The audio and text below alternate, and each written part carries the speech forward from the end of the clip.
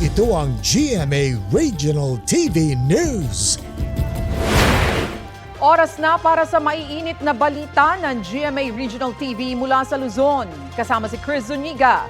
Chris? Salamat, Tony. Mahigit 700,000 pisong halaga ng hinihinalang shabu ang nasabat sa dalawang naarestong lalaki sa 13 Martires, Cavite. Sa Uminga naman dito sa Pangasinan, patay sa pamamaril ang isang konsehal. Ang mainit na balita hatid ni CJ Torida ng GMA Regional TV.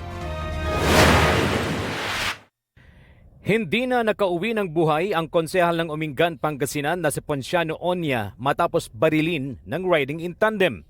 Sakay ng SUV, binabagtas ng biktima ang bahagi ng Barangay Lubong, nagbarilin siya. Nakatakas ang mga sospek. Dinala pa siya sa ospital pero nasawi rin kalaunan. Nagtamo siya ng tama ng bala sa iba't ibang bahagi ng katawan. Tumangging magbigay ng pahayag ang kanyang pamilya. Bumuo na ng Special Investigation Task Group ang pulisya na mag-iimbestiga sa kaso. Ongoing po ang ating investigation dun po sa naging motive po sa pagpatay po sa atin pong municipal councilor po. May persons of interest na raw sila pero tumanggi muna silang magbigay ng detalye kaugnay nito.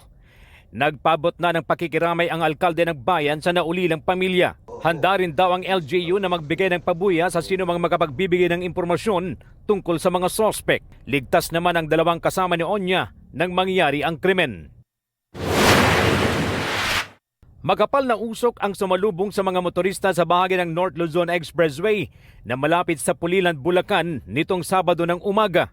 Isang sasakyan kasi ang nasunog habang nakapark sa gilid ng expressway. Batay sa inisyal investigasyon, napansin ng driver na may nangangamoy sunog habang siya'y nagmamaneho kaya siya huminto. Nang inspeksyonin, doon na niya nakita na may apoy sa likurang bahagi nito.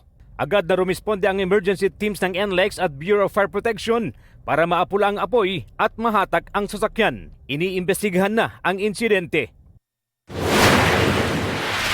Sa Cavite, 2 ang arestado sa drug bypass operation sa bayan ng 13 Martires. Nakuha sa kanila ang 3 pakete ng hinihinalang shabu na may timbang na 110 grams at may street value na halos 750,000 pesos. Hindi nagbigay ng pahayag ang mga sospek na makaharap sa karampatang reklamo. CJ Torida ng GMA Regional TV. Nagbabalita para sa GMA Integrated News.